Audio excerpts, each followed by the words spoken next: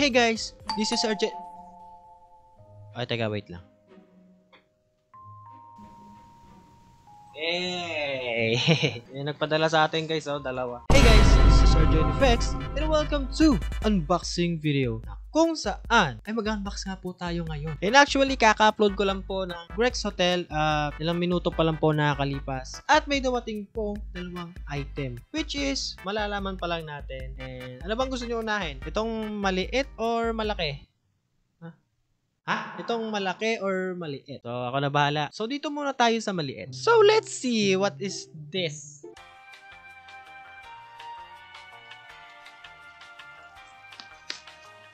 So, meron tayong, guess nyo guys, ano to? Guess nyo ano to? So, this is the Phantom Power na kung saan may enhance po nito ang ating microphone. And, mura lang po ito. Affordable lang naman. This is 400 plus pesos. Hindi ko po ma-sure yung presyo. So, I think this is 438 pesos. So, this is the Power Phantom. This is the Phantom Power. And, tingnan natin gano'n siya kalaki. Ang pagkakaano po kasi sa Phantom Power, malaki siya. And, mas malaki siya sa kamay ko or mga daliri ko, mas mahapas, mga ganyan, di ba, mga ganyan. Maliit lang pala siya. We have the XLR para sa mic. Yes, meron tayong XLR. Eh, meron tayong qualified certificate. Saksakan pala to. Saksakan. Ayan, guys. The last but not the least is the Phantom Power. Yes. Maliit lang pala siya. Kala ko malaki siya. So, ito lang siya. Ganito lang siya kaliit. And kala ko malaki. Mas malaki pa pala yung kamay ko. Hindi ko expect So, ito na yung Phantom Power natin guys, which is ma-enhance natin yung boses natin. Ay, yung natural na boses natin is ma-enhance pa po lalo and mag-plug-in pa po tayo dito sa OBS ng voice filters. So, doon tayo sa next item. So, makikita nyo guys, malaki yan, no?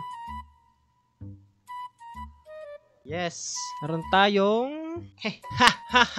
professional condenser microphone. So, ito ay BM800 din. Nakagaya po nito. But, this is the old BM800 and mapapansin nyo po sa last video ko, Grex Hotel, is nagpi-fail po yung ibang boses ko dito. Nagkakanta putol-putol. At kagaya po nito. Ayan. Ganyan. Parang sobra siya sa noise cancellation. So, buksan na natin tong condenser microphone. Let's open this one. So, dito yung bukasan niya pala. Hanap ako ng hanap. So, ano makikita natin? Ay, ang kanya foam. Ito, foam. Sunod, sound cards. Meron siyang sound card. The V7 V8 sound card. Magagamit din siguro natin to. Siguro. Kasi papag-aralan ko pa rin to eh. Okay, magagamit nga natin. I-fix ko na lang to kung paano ko to isi-set. So, this is the sound card V8 ng BM800. And this is worth it. Next! Oh, yes! This is the BM800. BM800, guys. Sunod is sa puro manual. Ang manual natin hindi naman binabasa. So, meron dito mga kalagay na. Ang dami niyan guys Parang mga tag doon, mga details para paano iset yung pinaka microphone. So, meron siya XLR din to 3.5mm ba to? Yeah. So, kapartner siya nito para sa Phantom Power. Yan. And yan. This one. Papakita ko sa inyo paano iset. And hindi ko gagamitin tong PC. So, bumili rin po ako ng stand. Kasama na rin po siya dito sa all set na to. Yes. Siguro meron pa dito. Charger ng pinakang sound card ko. So, meron tayong clamp para sa table. Meron natin mahigpitan. Mic holder. And also, the pop filter. Malaki. Magagamit naman natin ito siguro. Hey guys, dito i-setup na natin kung paano kung paano nga ba siya i-set up. So, i-set up natin kung paano nga ba ilagay ang Phantom Power sa BM800. So, may nagtanong din kasi kung paano at di niya daw alam paano i-set up. So, itong mic natin, yes, ito yung BM800. So, ito yung sa mic. Ito yung sa Phantom Power. Yan, okay na siya. And then, kunin natin yung Phantom Power. So, ito ay sasaksak naman natin sa Phantom Power. So, mamaya natin siya isasaksak, baka tayo makuryente po. Ano? So, isasaksak lang po natin ito dito sa pinakang input. Yan. Pag narinig nyo yun, okay na siya. And sunod naman po is the XLR to 3.5mm wire niya papunta sa PC. So, saksak naman natin siya dito. Pag narinig nyo yun, yun na yun. So, tapos na. Ito lang yun. So, nasa cellphone pala ako nag-video. Ito yung PC natin. Yan. Simple lang po yung PC ko guys. Hindi po yan high specs. So, ito na yung mic natin. Phantom Power. Pa-plug in na natin siya sa PC later. And isa-set ko pa itong microphone stand. And tara na.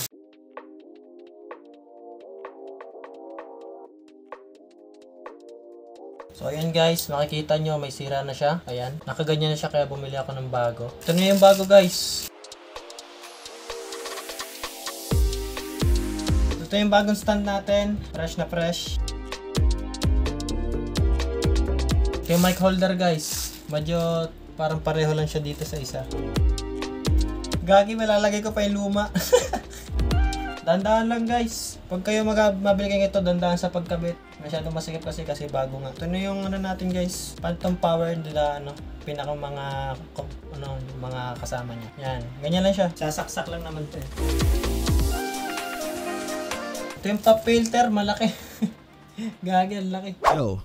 Nasa ibang araw na tayo. And yes, na-install ko na yung Phantom Power and V8 sound card. So ngayon, namomonitor ko siya. Naririnig ko sa tenga ko. And makikita nyo, napakalino ng boses natin. And paano ko nga ba siya ikinabit dito sa mismong PC natin. So ito yung example. So ito yung example guys. So inulit ko yung recording ko, nag-fail lang yan. So ito yung Phantom Power. So ito, makikita natin yan sa pinakang mismo interface or sa pinakang likod pala. So yan ang magiging itsura niya sa pag natapos nyo siyang ikabit lahat. So itong pinakang cord na to, ito yung sa microphone. So ito yung pinakang input. Ito yung papunta sa Phantom Power to. Yan, ito siya dito. Saksak mo siya doon. Tapos ito yung sa output. Sasaksak mo naman to sa pinakang dito. Yan. And then, ito pinakang 3.5 na to, sasaksak mo naman siya dito sa pinaka mismong condenser mic. So, sa madaling salita, kakabit natin siya lahat ng madali lang. So, next is, punta tayo naman doon sa pinakita ko kanina na parang charging port or parang charging USB charger siya. Na kulay puti na yan. Sasaksak siya dito sa live 2, live 1 or basta dito, maalis dalawang yan. And then, sinaksak ko siya sa PC. So, ayan. So, una, hindi siya gagana talaga. Eh, hanggat di mo siya na parang ililipat yung pinakang, yung mic kasi dito nagmumula sa pinakang sound card. And ililipat natin siya dapat dito sa PC. So, paano naman siya ililipat yung pinaka audio interface? So, put tayong settings. So, right click and open sound setting. So, yun. Sound control panel. Click natin to. So, makikita natin dito yung speaker ng V8 at yung sa Realtek. Dalawa siya. So, it's up to you kung pipiliin mo ang V8. Kasi kung pipiliin natin yung V8 and dito dapat tayo kuha ng audio. Dito or dito. Yan. So, ang pinili ko itong Realtek sa PC. So, sa recording, pinili ko yung pinakang V8. Yan, ayan siya. Pinangalanan ko siya na BM800 ENC. So, it means enhanced voice yan para sa akin. Yan. So, click lang natin yan. Tapos, punta tayo sa properties. So, sa pinakang levels is 100 sa akin. So, pwede na naman 90. Depende sa inyo.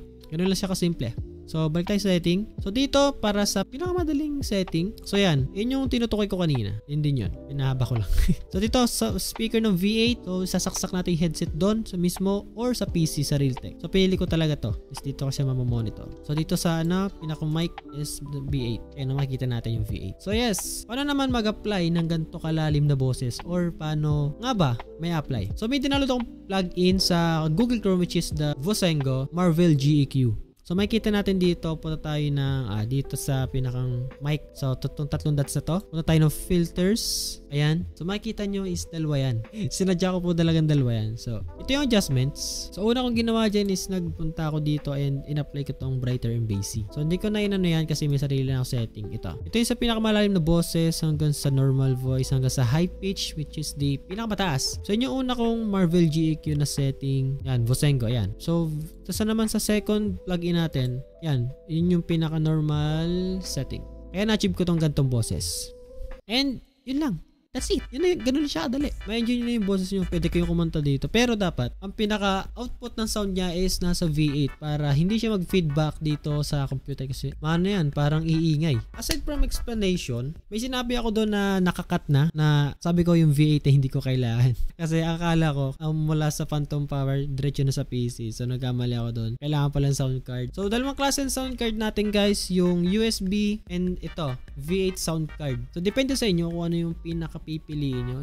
Ito na yung meron ako sound card na V8. So, prefer nyo yung pinaka-murang sound card na USB. Yan, 58 pesos lang yan sa Shopee or Lazada. Alam ko, affordable lang naman talaga yan. Yung pinaka-unang sound card bago pa sumapit itong mga ganitong maliliit na tingin ko ganito yung mga V8. So, ganito na lang. Padali natin. So, ito, ayan, ganito siya. Ayan. Magiging ganito siya sa madaling explanation. So, yung una XLR na pinakita ko kanina, di ba dalawa yun? So, ito yung pinakapasaksak talaga sa pinakang microphone. So, XLR input. So, sa output naman yung pinaka 3.5mm na jack papunta sa sound card. So, in-explain ko na paano siya isaksak. And then, may charging port, parang source of power. Ito. So, yun lang. Ganun naman siya kadali. Hindi ko naman kayo papahirapan, no? So, yun lang muna ang video sa araw na to. And ibang araw na to, hindi ako napag-diretso ng shoot kasi marami akong ginawa. Yun lang guys, video guys sa to. So, sana man nandiyan nyo at natutunan nyo yung tinuro ko kahit na medyo magulo. I'm not sure kung naintindihan nyo ba. Yun, babush!